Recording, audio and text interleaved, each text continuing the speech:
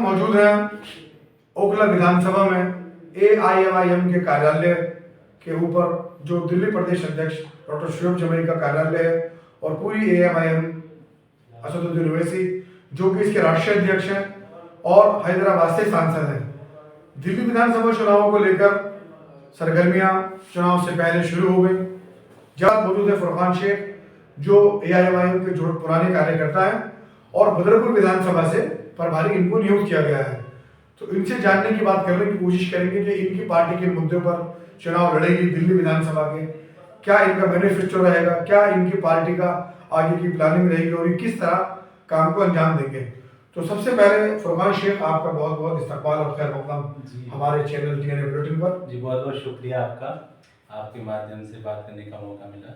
तो फुरकान शेख आप तो अपनी पार्टी के बारे में कुछ बताएं कि जिस तरह पार्टी ने एक कैंडिडेट का टिकट किया और पूरे दिल्ली के चर्चा का केंद्र बन गया, वो क्या कहेंगे इस बारे में?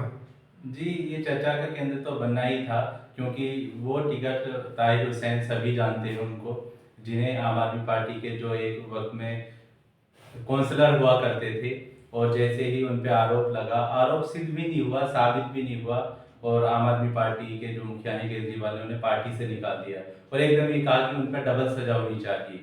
तो एमआईएम तो ऐसे लोगों को अपने साथ लाती हैं जो मजलूम होता है, मजलूमों की आवाज़ उठाती है। एमआईएम हमेशा से ही करती आई है। तो एआईएमआईएम ने उनको प्रत्याशी बनाया, जाहिर सी बात है कि इसका फैसला आला कमान ने किया होगा, तो ताहिर हुसैन को उन्होंने प्रत्याशी बनाया, चर्चा का केंद्र रहा। तो ताहिर हुसैन को लेकर क्या कुछ हुआ, वो सब जनता के सामने है कि वो जेल में है, कई मुकदमात में उनको जो है बेल भी मिल चुकी है, लेकिन वो जेल से बाहर गया है। तो क्या ये पार्टी का फैसला, अगर हम आपसे सवाल करें, ये पार्टी का फैसला सही था उनको? बहुत सही था, बहुत सही था, क्योंकि अगर हम बात करें इसके बिलमुकाबिल दूसरी पार्टियों में, तो बहुत सारी हर पार्टियों में ऐसे भी लोग हैं जिन पर आरोप सिद्ध हो चुके हैं। अगर हम नरेश यादव की बात करें तो उन पर आरोप सिद्ध हो चुका है, 2 साल की उन्हें जेल मिली है कोर्ट से, उन्हें जुर्माना भी मिला है। प्रियंका ठाकुर की बात करें तो उन पर आरोप सिद्ध हो चुका था, जो मालेगांव में बम धमाकों के आरोप में वो जेल में भी गई थी, वो सांसद रह चुकी हैं भोपाल से। तो अगर इन पे तो आरोप सिद्ध भी नहीं हुए हैं, जो इन पर 12 मुकदमे थे, 9 में बेल मिल चुकी है, 1 कैंसिल हो गया है, 2 में मामला चल रहा है, इंशाल्लाह उनमें भी बेल मिलेगी। तो फुरकान शेख अगर देखा जाए तो जिस तरह टिकट हो गया, डिक्लेयर हो गया, AIMIM barrister Asaduddin Owaisi chief वहां पहुंच गए, उन्होंने उनका रिपोर्ट ये है कि जो यहाँ पर विधानसभा चुनाव है पहली बार लड़ रहे हैं हम, लेकिन उससे पहले काउंसिलर के चुनाव लड़ चुके हैं, बहुत अच्छे वोट मिले हैं। पहले के मुकाबले में देखा तो वोट प्रतिशत बढ़ता जा रहा है एमआईएम का, तो बहुत अच्छी मेहनत है ज़मीनी तौर पर, और लोगों में बहुत ज़्यादा उम्मीदें हैं, क्योंकि लोग एक ऑप्शन ढूंढ रहे हैं। क्योंकि कहीं ना कहीं देखते हैं कि ये ठगा नज़र आ रहा है कि ये केजरीवाल हैं, लोग सब जगह देखो, अगर आप सब जगह देखोगे जो बहुत सारी कॉलोनियाँ हैं वहाँ पर जितनी भी बहुत सारी फैसिलिटीज़ मिलती हैं, मुस्लिम इलाकों में वो फैसिलिटीज़ नहीं मिलती। आप ओखला देख लो, पुरानी दिल्ली देख लो, आप सीलमपुर की बात करें, हम मुस्तफाबाद की बात करें, तो अगर ये कहीं और जाते हैं तो वहाँ पे बात करते हैं कि हम आपके यहाँ रोड बनवा देंगे, आपको बिजली देंगे, आपकी ये फैसिलिटीज़ देंगे। लेकिन जब हमारी कॉलोनी में आते हैं तो ये बात इस तरह के मुद्दे नहीं उठाते, बस वो ये कहते हैं कि हमें वोट दो वरना भाजपा आ जाएगी। सो इस बात को लोग समझ रहे हैं कि हमें किसे वोट करना चाहिए, कौन हमारा हमदर्द है।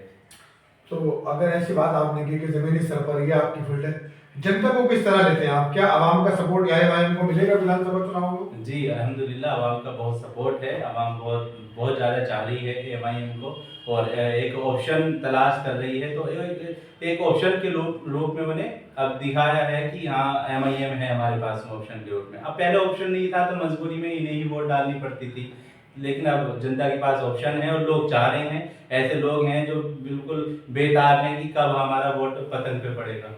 ऑप्शन मतलब क्या समझा जाए कि एआईएमआईएम मुसलमानों के लिए ऑप्शन है या किस चीज के लिए ऑप्शन है? नहीं, सभी के लिए ऑप्शन है, जो परेशान है, मजलूम है। बहुत सारे लोग हैं हमारी पार्टी में दलित भी हैं, सरदार भी हैं हमारी पार्टी में, बहुत सारे लोग ऐसे हैं। अभी सीमापुरी से एक कार्डियोलॉजिस्ट डॉक्टर हैं, परसों ही उन्होंने हमारी पार्टी ज्वाइन की है, वो दलित से हैं और वहाँ से हो सकता है वो चुनाव भी लड़े।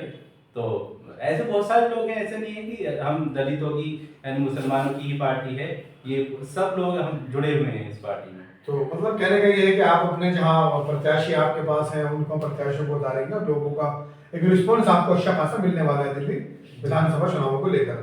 तो फुरकान शेख, आप ये बताएं कि आप बदरपुर विधानसभा से आते हैं और आपको वहाँ का प्रभारी नियुक्त किया गया है। क्या माना जाए कि उस इलाके पर जो कि एक मुस्लिम तादाद, वहाँ पर माइनॉरिटी की तादाद कम है, तो उस जगहों पर, ऐसी जगहों पर कोई प्रत्याशी उतारने का कुछ इरादा है? जी, ऐसी जगह पर भी प्लानिंग चल रही है, वहाँ पर भी हमारी बात चल रही है 2-3 कैंडिडेट से। खाली मुसलमानों के ऊपर ही नहीं है, और भी लोग वोट देते हैं। आप औरंगाबाद की बात करें तो औरंगाबाद में जब इम्तियाज़ अली साहब सांसद बने थे, वहाँ 22% मुसलमान थे, लेकिन उन्होंने और लोगों ने भी साथ दिया, क्योंकि लोगों को दिखता है कि ये लोग काम करने वाले हैं। दलित भाई भी हमारे साथ हैं, और भी बहुत सारे लोग हमारे साथ हैं। इंशाल्लाह वोट मिलेगा जब हम काम करेंगे तो आपकी उम्मीद, आवाज़ उठाएंगे। हाँ, उम्मीद है कि इंशाल्लाह कुछ ना कुछ निकल कर हाँ, आएगा। इंशाल्लाह वहाँ की बात चल रही है, इंशाल्लाह वो बहुत जल्दी क्लियर हो जाएगा कहाँ से हम प्रत्याशी। तो अगर एआईएमआईएम की बात करें कि दिल्ली के अंदर क्या मैनिफेस्टो रहने वाला है आपका, किन मुद्दों पर चुनाव लड़ेंगे आप लोग दिल्ली के अंदर? जी, मैनिफेस्टो तो उस पर वर्क चल रहा है, जैसे ही क्लियर हो जाएगा वो मैनिफेस्टो भी बहुत जल्दी निकाल देंगे। वो पब्लिक के सामने आ जाएगा क्या मैनिफेस्टो होगा। तो बाकी हाँ, मजलूमों की लड़ाई लड़ रहे हैं। एक आखिरी सवाल, तकरीबन 15 दिन हो गए ताहिर हुसैन को प्रत्याशी घोषित हुए, दूसरा प्रत्याशी क्यों डिक्लेयर नहीं कर पाई एआईएमआईएम अभी तक? असल में इस पर विचार चल रहा है बहुत सारे। अगर हम बात करें विधानसभा की, तो हर विधानसभा से तीन चार प्रत्याशी हैं जो लाइन में लगे हुए हैं, जो चाहते हैं कि मुझे टिकट मिल जाए। तो हम बेस्ट से बेस्ट लाने की कोशिश कर रहे हैं कि उसमें बेस्ट जो हो वहाँ विधानसभा के अकॉर्डिंग वो प्रत्याशी आए। तो उस पर विचार चल रहा है, इंशाल्लाह बहुत जल्दी ही डिक्लेयर हो जाएगा। डिक्लेयर हो देंगे। इंशाल्लाह। ये थे हमारे साथ फुरकान शेख, जो एआईएमआईएम के दिल्ली प्रभारी और बदरपुर विधानसभा से प्रभारी हैं, और विधानसभा से दिल्ली की विधानसभा है। और ये कहते हैं कि मजलूमों को हम आवाज़ बनकर उनके जमीन उन तक पहुंच रहे हैं, मजलूमों की आवाज़ एआईएमआईएम बनेगी। और लगातार हम आपको बता दें कि हिंदुस्तान के अलग अलग राज्यों में एआईएमआईएम ने चुनाव लड़े, महाराष्ट्र के अंदर भी, लोकसभा चुनावों में भी, और कुछ सीटें उनको निकल कर भी वहाँ से आई, चाहे वो बिहार से लेकर हो और कई जगहों से, उत्तर प्रदेश से भी उनके विधायक, उनके पार्षद चुने गए।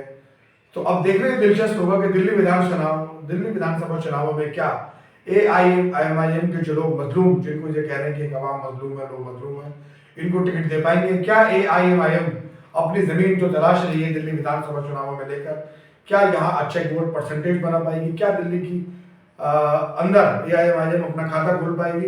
ये देखना दिलचस्प होगा आगामी विधानसभा चुनाव 2025 के दिल्ली के।